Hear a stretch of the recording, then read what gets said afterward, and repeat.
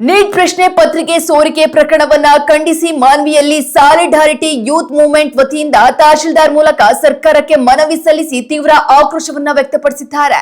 ವಿದ್ಯಾರ್ಥಿಗಳ ಭವಿಷ್ಯದ ಜೊತೆ ಚೆಲ್ಲಾಟವಾಡುವುದರ ಜೊತೆಗೆ ನವದೆಹಲಿಯ ಜಂತರ್ ಮಂತರ್ನಲ್ಲಿ ಶಾಂತಿಯುತವಾಗಿ ಉಪವಾಸ ಸತ್ಯಾಗ್ರಹ ನಡೆಸುತ್ತಿದ್ದ ಸೋನಂ ಹಾಗೂ ಪ್ರತಿಭಟನಾಕಾರರ ಮೇಲೆ ಪೊಲೀಸರು ಲಾಠಿ ಚಾರ್ಜ್ ನಡೆಸಿರುವುದು ಅಕ್ಷಮ್ಯ ಮತ್ತು ಖಂಡನೀಯ ಎಂದು ಮುಖಂಡ ನಾಜೀರ್ ಅಲಿ ಕಿಡಿಕಾರಿದ್ದಾರೆ. ಕೂಡಲೇ ಈ ಬಗ್ಗೆ ಪಾರದರ್ಶಕ ತನಿಖೆ ನಡೆಸಿ ವಿದ್ಯಾರ್ಥಿಗಳಿಗೆ ನ್ಯಾಯ ಒದಗಿಸಬೇಕು ಎಂದು ಆಗ್ರಹಿಸಿದ್ದಾರೆ. ಹಾಗೂ ರಾಷ್ಟ್ರೀಯ ಶಿಕ್ಷಣ ವ್ಯವಸ್ಥೆಯಲ್ಲಿ ಹೊಣೆಗಾರಿಕೆ ಖಚಿತಪಡಿಸುವ ಕುರಿತು ಮಧ್ಯಸ್ಥಿತಿಗೆ ಮನವಿ.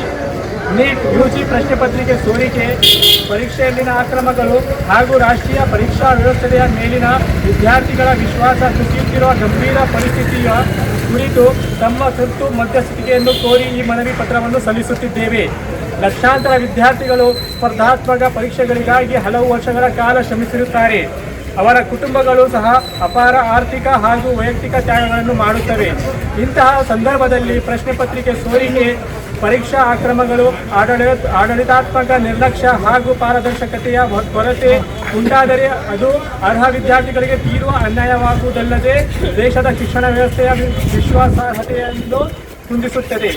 ಇತ್ತೀಚೆಗೆ ನವದೆಹಲಿಯ ಜಂತರ್ ಮಂತರ್ನಲ್ಲಿ ನಡೆದ ಉಪವಾಸ ಸತ್ಯಾಗ್ರಹ ಹಾಗೂ ಸಾರ್ವಜನಿಕ ಅಭಿಯಾನವು ಬಾಧಿತ ವಿದ್ಯಾರ್ಥಿಗಳಿಗೆ ನ್ಯಾಯ ಒದಗಿಸುವುದು, ತಪ್ಪಿತಸ್ಥರನ್ನು ಹೊಣೆಗಾರರನ್ನಾಗಿ ಮಾಡುವುದು ಹಾಗೂ ಪರೀಕ್ಷಾ ವ್ಯವಸ್ಥೆಯಲ್ಲಿ ಸಮಗ್ರ ಸುಧಾರಣೆಗಳನ್ನು ಜಾರಿಗೊಳಿಸುವ ಅಗತ್ಯವನ್ನು ಮತ್ತೊಮ್ಮೆ ಒತ್ತಿ ಹೇಳಿದೆ.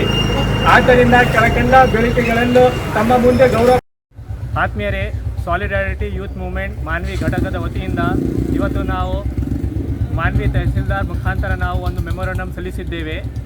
ಈ ಮೆಮೊರಂಡಮಲ್ಲಿ ನಾವು ಈ ಒಂದು ಸಾಲಿಡಾರಿಟಿ ಯೂತ್ ಮೂವ್ಮೆಂಟ್ ವತಿಯಿಂದ ನಡೆಯುತ್ತಿರೋ ಒಂದು ಅಭಿಯಾನದ ಒಂದು ಕುರಿತು ಒಂದು ಮೆಮೊರಂಡಮ್ ಕೊಟ್ಟಿದ್ದೇವೆ. ಆದ್ಮೇಲೆ ತಮಗೆಲ್ಲರಿಗೆ ಗೊತ್ತಿರುವ ಹಾಗೆ ಈ ವರ್ಷ 2026 ಮೇ ತಿಂಗಳಲ್ಲಿ ನಡೆದಿರುವ ನೀಟ್ UG ಪರೀಕ್ಷೆ, ನೀಟ್ ಅಂಡರ್ ಗ್ರ್ಯಾಜುಯೇಟ್ ಪರೀಕ್ಷೆ ನಡೆದಿರುವಂಥ ಈ ಒಂದು ಪರೀಕ್ಷೆಯು ಪ್ರಶ್ನೆ ಪತ್ರಿಕೆಯು ಸೋರಿಕೆಯಾಗಿರುತ್ತದೆ. ಈ ಪರೀಕ್ಷೆಯು ನ್ಯಾಷನಲ್ ಟೆಸ್ಟಿಂಗ್ ಏಜೆನ್ಸಿ NTA ನಡೆಸಿರುತ್ತದೆ. ಈ ಒಂದು NTA ಮುಖ್ಯ ಸಚಿವರಾದ ಶ್ರೀ ಧರ್ಮೇಂದ್ರ ಪ್ರಧಾನ್ ಅವರು ಈ ಒಂದು NTA ಶಿಕ್ಷಣ ಸಚಿವರಾಗಿರುತ್ತಾರೆ.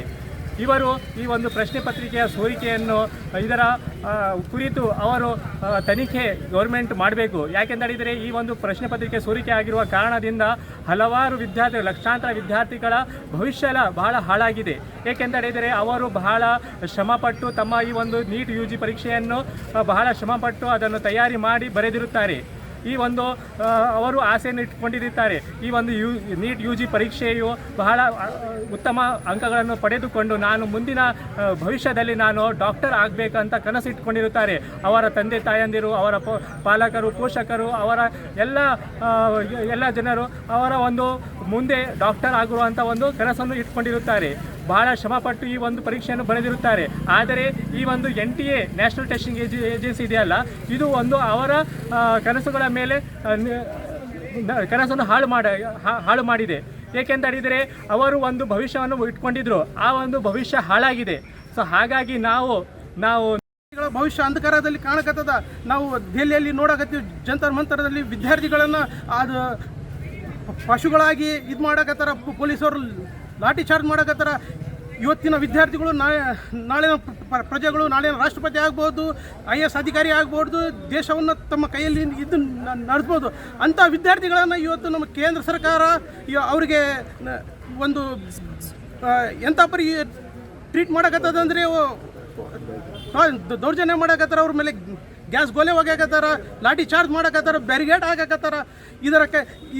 ಈ ಪರಿಸ್ಥಿತಿ ನೋಡಿದರೆ ನಮ್ಮ ದೇಶ ಯಾವ ದಿಕ್ಕಿನಲ್ಲಿ ಹೋಗತ್ತಂತ ಅರ್ಥ ಆಗವಲ್ದು. ಇದೇ ಥರ ಇದ್ದರೆ ನಮ್ಮ ದೇಶ, ಈಗ ನಾವು ಭಾರತ ನಂಬರ್ 1 ವಿಶ್ವಗುರು ಅಂತ ಹೇಳ್ತೀವಿ, ಆದರೆ ವಿಶ್ವಗುರು ನಾವು ಎಲ್ಲ ಬ್ಯಾಕ್ವರ್ಡ್ನಾಗ ಬರಕತ್ತೀವಿ, ವಿಶ್ವದಲ್ಲಿ ಹಿಂದೆ ಬರಕತ್ತೀವಿ. ನಾವು ಈ ರೀತಿ ಆದರೆ ನಾವು ಮುಂದೆ ಹೆಂಗೆ ಬರೋದು ಸಾಧ್ಯ?